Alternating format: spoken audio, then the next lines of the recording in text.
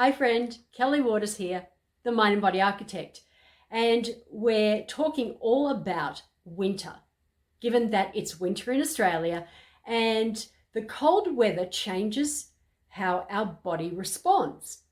And one of those things is winter dehydration. So I've created a video just on that alone to help you understand it just a little bit better and to dive in to helping you to improve your hydration during winter, because we don't feel thirsty and yet we could be really dehydrated. And that actually leads to the next thing that my group and I were talking about the other day, which is hunger. So a lot of people find that in winter they get hungrier, but also they start to crave for more carbs. So one of the first things is check your hydration levels. So go and check out that video. The next thing is that it's normal. So don't freak out if all of a sudden you're starting to, your appetite's increasing. It's just a normal part of what your body does in winter. A couple of tips alongside hydration is making sure that you're increasing your good fats. Have you got enough good fats in your diet? The next thing is we crave carbs, and that's because our serotonin levels are lower.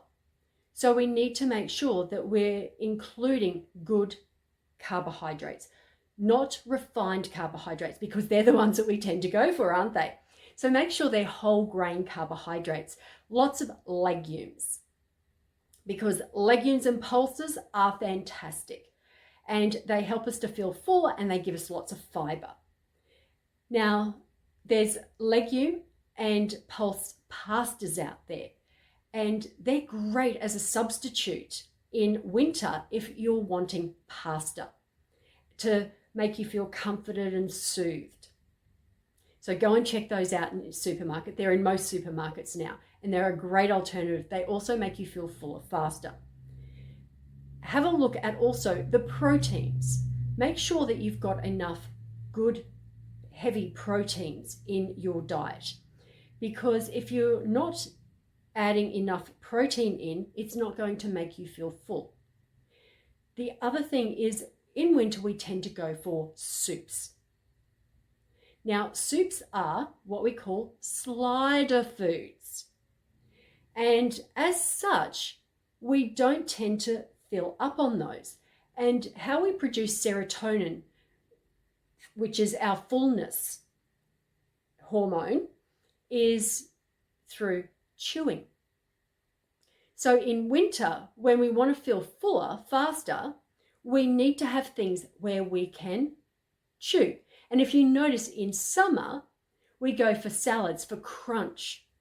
And that way we're chewing a lot and we tend to feel fuller. Where in winter, our serotonin levels are lower, which means we need to be adding things that we're chewing a lot more, yet we're sliding our food down. So where can you add crunch into your meals? And where can you be mindful of chewing a lot more? Because the more you chew, the more serotonin you'll be producing, which means you'll feel fuller faster.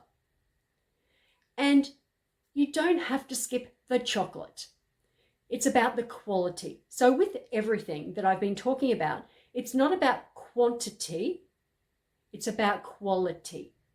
So if you're looking at good quality, you don't have to skip it. So with chocolate, go for your dark chocolate. And I know some of you are like, yuck, boring.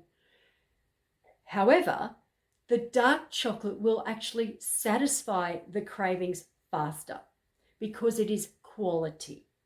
Versus the quantity, if you go for the milk chocolates, what will happen is, again, you'll find that it just goes down, it opens up the floodgates, and you'll eat far more than you want, and it will lead to binging behavior. So hopefully a few of those things have helped you to realize what's happening in winter, not freak out about it, and put in or implement some of those strategies so that you can feel like you're getting on top of your winter cravings and appetite. And always remember, there's a big ball in the sky called the sun. And the sun is serotonin. And that's how we, through our skin and through our eyes, get serotonin in winter. So that helps with our fullness levels and our hunger levels. So go outside as much as you can or look through windows and get your daily dose of sun, because those rays are so important to you in winter to stave off depression and the winter appetite. So good luck with that. Let me know how you went, what you found helpful. Take care. Your friend, Kelly Waters, the Mind and Body Architect.